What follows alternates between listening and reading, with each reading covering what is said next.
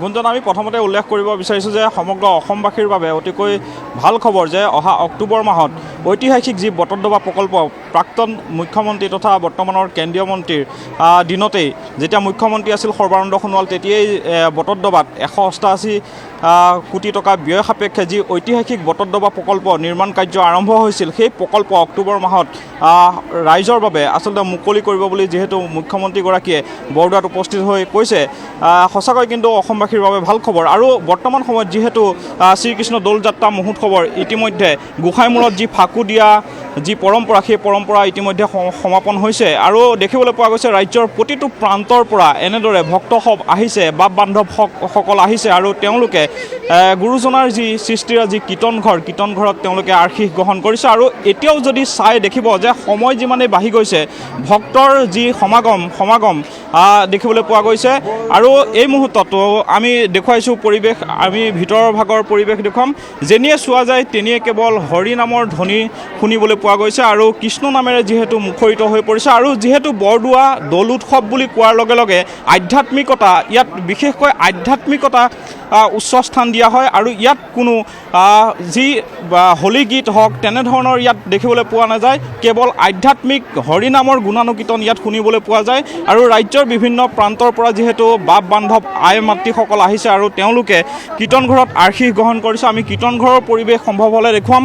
আৰু যদি চোৱা যায় গুঞ্জন, দেখিব যে ৰাজ্যৰ প্ৰতিটো স্থানৰ পৰা এই যি দৌল মহোৎসৱ গুৰুজনাই পোনপ্ৰথমবাৰৰ বাবে বটদ্ৰৱাতেই যিহেতু দৌল মহোৎসৱ 21 বছৰ বয়সত তেওঁ ইয়াতে অনুষ্ঠিত কৰিছিল আৰু তেতিয়াৰ পৰা প্ৰায় 500 বছৰ পৰাই এই বটদ্ৰৱাত দৌল মহোৎসৱ উদযাপন কৰা হৈছে। আৰু যিহেতু দৌল মহোৎসৱৰ আজি দ্বিতীয় দিনা এনেদৰে এই যি পৰিৱেশ আমি দেখুৱাইছোঁ, নাটঘৰৰ পৰিৱেশ, নাটঘৰত এনেদৰে যদি চোৱা যায় দেখিব দূৰ দূৰণিৰ তীৰ্থযাত্ৰীসকলে এনেদৰে তেওঁলোকে বৰ্তমান সময়ত বিশ্ৰাম লৈছে আৰু প্ৰতিটো ঠাইতে এনেদৰে ভক্তসকল আহি তেওঁলোকে কোনোৱে যদি ইয়াতে এসাঁজ খোৱাৰ মানসেৰে তেওঁলোকে আহিছে আৰু কোনোৱে এনেদৰে নিশা যি নাম কীৰ্তন হ'ব সেই নাম কীৰ্তনত উপভোগ কৰিবৰ বাবে তেওঁলোকে এনেদৰে বৰ্তমান সময়ত আহি ভিৰ কৰা পৰিলক্ষিত হৈছে। আৰু কীৰ্তনঘৰৰ ভিতৰতো যদি আপুনি চাই দেখিব যে দূৰ দূৰণিৰ তীৰ্থযাত্ৰীসকলে নেদেখাজনৰ আশীষ ল'বৰ কাৰণে আহিছে। বাইদেউ, দৌল মহোৎসৱ আজি যিহেতু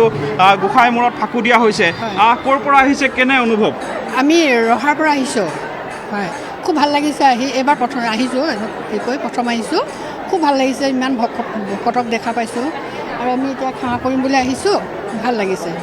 হয়, আমি কীৰ্তনঘৰৰ পৰিৱেশ দেখুৱাম। আৰু যদি চোৱা যায় দেখিব এইসকল স্বেচ্ছাসেৱক তেওঁলোকে ইয়াত যিসকল ভক্তপ্ৰাণ ৰাইজ আহিব বা ৰাইজ ইয়ালৈ আগমন ঘটিছে, তেওঁলোকক শুশ্ৰূষা কৰিবৰ বাবে তেওঁলোকে নিস্বাৰ্থত তেওঁলোকে ইয়াতে নিয়োজিত হৈছে। আৰু যদি আমি কীৰ্তনঘৰৰ ভিতৰৰ পৰিৱেশ দেখুৱাইছোঁ, বিভিন্ন স্থানৰ পৰা যিহেতু দৰ্শনাৰ্থী তীৰ্থযাত্ৰীসকলৰ আগমন ঘটিছে আৰু তেওঁলোকে এনেদৰে আশীষ গ্ৰহণ কৰিছে, নিৰ্মালি গ্ৰহণ কৰিছে। আৰু এয়া হৈছে কীৰ্তনঘৰৰ পৰিৱেশ।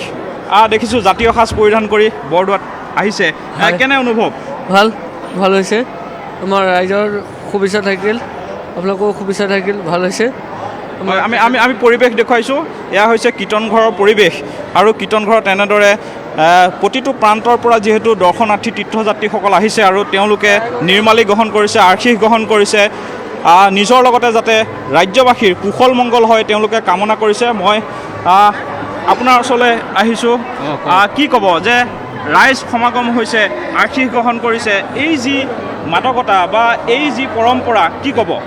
এতিয়া তেওঁলোকে আহিছে আগৰ দৰবাৰৰ দৰে এইবাৰো তেওঁলোকে যি মনৰ বাঞ্ছা কৰি আহিছে সেই মনৰ বাঞ্ছা সিদ্ধি হওক বুলি ইয়াত গোবিন্দৰ ওচৰলৈ আহিছে, গোবিন্দৰ ওচৰত সেৱা জনাইছে। সেৱা জনোৱাৰ সহায় সলিতাকে যোনে যি পাৰিছে দিছে, দি লৈ ইয়াত তেওঁৰ ভক্তিৰ ভাৱ দি পেলাই